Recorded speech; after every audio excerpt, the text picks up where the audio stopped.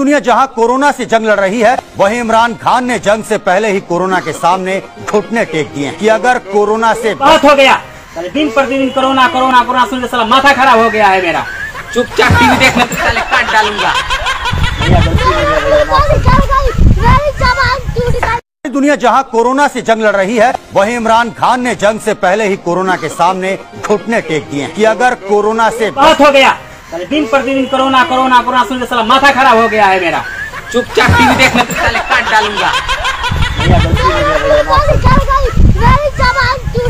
दुनिया जहां कोरोना से जंग लड़ रही है, वहीं इमरान खान ने जंग से पहले ही कोरोना के सामने घुटने टेक दिए कि अगर कोरोना से बहुत हो गया। दिन प्रतिदिन कोरोना कोरोना कोरोना सुन के साला माथा खराब हो गया है मेरा।